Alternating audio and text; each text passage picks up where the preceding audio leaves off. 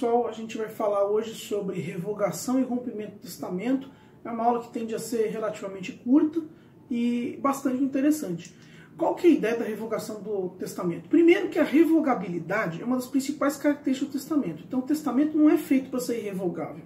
Você pode fazer um testamento hoje, mudar de ideia amanhã e fazer um outro, mudar de ideia depois de amanhã e fazer um outro, e assim por diante. Por quê? A sua ideia sobre as suas disposições de última vontade, que vão ser seguidas após a sua morte, podem se dar, você pode mudar essa ideia várias vezes ao longo da vida. Isso é até normal, a gente já conhece alguns casos, inclusive, que isso aconteceu.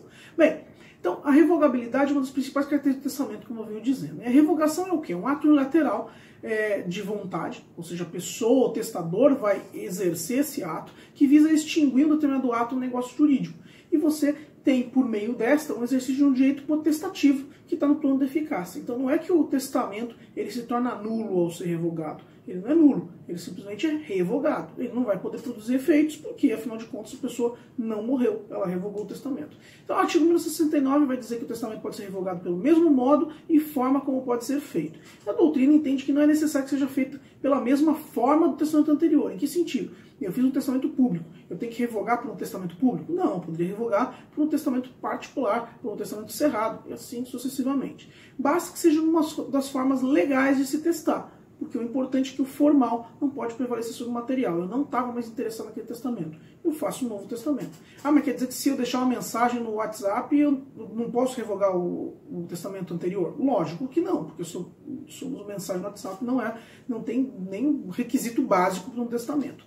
Bem, quantas modalidades de revogação? A gente tem a modalidade, a forma expressa, pela qual, quanto ao modo, né, a forma expressa, pela qual você tem uma clara declaração de vontade de revogando o testamento. Existe um dispositivo no testamento novo, eu revogo todas as disposições do testamento anterior, e a tácita, na qual eu tenho um testamento posterior em clara discordância e em conflito com as disposições do testamento anterior. De que sentido? Ah, num testamento eu deixo a casa para o meu amigo X. E no testamento que eu fiz 2 anos depois, eu deixo a mesma casa para o meu amigo Y. Obviamente que eu revoguei aquele dispositivo. Quanto à extensão também, a revogação pode ser total, pela qual eu revogo todo o testamento. Eu posso expressamente falar assim, revoguei todo o meu testamento, ou parcial, revogo o meu testamento anterior quanto a quem eu vou deixar a casa. Eu posso fazer isso? Posso, também posso. Nada impede. Vou ter 2 testamentos que vão ser abertos e cumpridos? Vou ter 2 testamentos que vão ser abertos e cumpridos no caso desse. O artigo 1970, por sua vez, vai dizer que a revogação do testamento pode ser total ou parcial, como a gente viu, e se parcial, ou se o testamento posterior não tiver uma cláusula revocatória expressa, o anterior vai subsistir em tudo que não foi contado ao posterior, como eu tinha dito agora há pouquinho. Então, eu posso ter vários testamentos com disposições que não são conflitantes entre si, sendo cumpridos ao mesmo tempo. Nada impede, tá? O artigo 1971 vai ter algumas questões interessantes também. O que vai dizer o artigo 1971? Que a revogação vai produzir os efeitos ainda quando o testamento vier a caducar por exclusão, incapacidade ou renúncia do herdeiro nele nomeado. Não valerá se o testamento revogatório for anulado por omissão ou infração de solenidades essenciais ou por vícios intrínsecos. Então, isso tudo aí, grande parte desse artigo 1971, ele é explicado e ele é decorrente do fato de que a caducidade e a revogação hereditária estão no plano da eficácia. Então, ele vai produzir efeitos, mesmo quando o testamento que tem essa revogação vier a caducar por exclusão e incapacidade ou renúncia do herdeiro. Eu vou dar um exemplo. Eu faço um testamento deixando todos os meus bens para X. Daí eu faço um outro testamento deixando todos os meus bens para Y. Obviamente houve uma revogação do testamento anterior. Mas Y renunciou à herança, ele não quer a herança mais. O que acontece? Vai se restabelecer o testamento anterior? Não. O testamento anterior não se restabelece. Daí como é que vai ser com os bens? Nesse caso, os bens vão ser redistribuídos entre os herdeiros legítimos. É assim que é a lógica do artigo 1971. Continuando pelo artigo 1972, que vai tratar da revogação tácita total, o testamento cerrado que o testador abrir ou dilacerar, ou for aberto ou dilacerado com seu consentimento, haver-se-á por revogado. Então, se eu tenho um testamento cerrado, e o testamento cerrado eu vou lá, eu mesmo abro, antes de morrer, obviamente, ele vai ser tido como revogado. E se alguém fala assim, eu posso revogar esse testamento? Eu falo assim, manda ver. Também vai ser tido como revogado, porque houve a intenção de se abrir esse testamento cerrado. No Código Civil de 16, já vai se tratar de rompimento no mesmo tópico de revogação. E a gente entra agora no tópico do rompimento do testamento. Então, revogação é aquele ato de vontade pelo qual o testador quer que o seu testamento anterior não produza efeitos ou todos os efeitos previstos anteriormente. No rompimento, a ideia é diferente. O rompimento tem outra base lógica, né? A ideia pelo Código Civil 16 é que o rompimento era como se fosse uma revogação presumida. No nosso Código Civil de 2002, o rompimento ele passa a ter uma disposição, ele é disposto de uma maneira separada. E qual que é o fundamento do rompimento? O fundamento do rompimento é uma presunção, mas é uma presunção de que o testador não teria disposto os seus bens daquela forma se ele tivesse um descendente ou se não ignorasse que tinha, se ele tivesse um outro herdeiro que ele não sabia que tinha. Então, toda vez que aparece um herdeiro novo que o testador não sabia que tinha, você tem fundamento para o rompimento do testamento. No 743, da 8ª Jornada de Direito Civil, vai dizer que o rompimento do testamento se refere exclusivamente a disposições de caráter patrimonial e são válidas e eficazes as de caráter extrapatrimonial, como reconhecimento de filho, perdão do indigno. Então, só do ponto de vista patrimonial que o rompimento vai tirar os efeitos do testamento. Mais uma vez, a explicação é que o rompimento, da mesma forma que a revogação, se situa no plano da eficácia do testamento e não no plano da validade. Se fosse no plano da validade, não poderia produzir efeito algum, mas estando no plano da eficácia o rompimento, alguns efeitos ainda podem ser produzidos, tais como reconhecimento de filho, perdão do indigno, entre outros.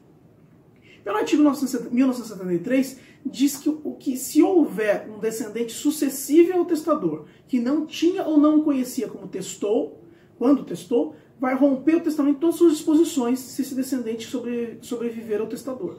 Então o que isso quer dizer? Quer dizer que se eu faço um testamento hoje, e daí eu descubro que tenho um filho quando eu estou quase morrendo, e não faço o testamento, esse testamento vai ser rompido? Exatamente. Mas tudo que eu falei nele não vai produzir efeito, tudo que eu colocar nele no que se refere à parte patrimonial não vai produzir efeitos, certo? Esse é um problema. É um problema aí que se coloca que ele é resolvido por meio do rompimento. Por quê? A presunção é que ele talvez não tivesse deixado daquele jeito no testamento se ele soubesse que tivesse um descendente. Flávio Tartucci traz até um exemplo polêmico e muito bom, para o qual não temos resposta. Tá? Eu já falo para vocês, se quiserem, vamos debater esse problema no Google Classroom, porque é um assunto bem interessante. Bem, o exemplo do Flávio Tartucci é um casal sem filhos se submete a um tratamento por fertilização in vitro, mas antes de proceder à reprodução assistida e depois de coletar o material genético, o marido falece. E o marido deixa um testamento contemplando sobrinhos com a parte disponível total. Ou seja, eu não tenho filho mesmo, vou deixar tudo para os sobrinhos. Daí a esposa prossegue com o tratamento e dá à luz a uma criança. E aí? Tem rompimento do testamento ou não tem? É um descendente sucessível. Tem explicação? Tem como ter uma resposta? Olha, a gente tem argumentos de um lado e de outro, mas vocês veem que pode ser uma questão complicada. O artigo 1974, que é totalmente, poderia ter sido consolidado com o artigo anterior, né, fala que rompe-se também o testamento feito na ignorância de existirem outros herdeiros necessários. Então olha só o absurdo. O meu pai desapareceu, ele é ausente. Daí eu morro, deixei testamento para alguém e tal, não sei o que lá, e daí meu pai reaparece depois da minha morte. Bem, meu pai reapareceu, então é um herdeiro necessário. Se eu não tenho filhos, ele vai ser herdeiro. Pode ser um filho, pode ser um cônjuge que desapareceu, retornou. Tudo isso pode gerar o rompimento do testamento. Então a ignorância de qualquer herdeiro necessário, não só descendente, mas também ascendente e cônjuge, leva ao rompimento do testamento. Então todas as disposições que eu coloco no testamento de caráter patrimonial, elas param de produzir efeitos automaticamente. Enfim, para fechar, a gente tem o artigo 1975, que vai dizer que não vai se romper o testamento se o testador dispuser de sua metade, não contemplando os herdeiros necessários cuja existência saiba ou quando os exclua dessa parte. Então, ele pode ser no momento que ele faz o testamento, ele já tinha conhecimento daquele filho perdido.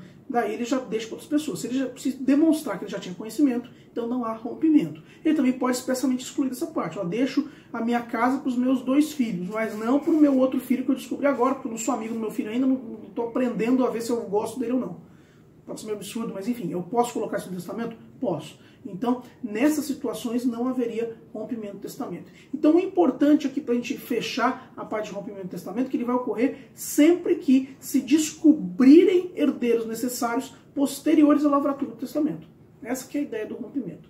certo? Então na próxima aula, e fechando sucessão testamentária, a gente vai falar sobre testamenteiro. Espero que vocês estejam entendendo, acompanhando, lendo e, por favor, vamos debater mais a respeito do assunto. Tá certo? Até a próxima.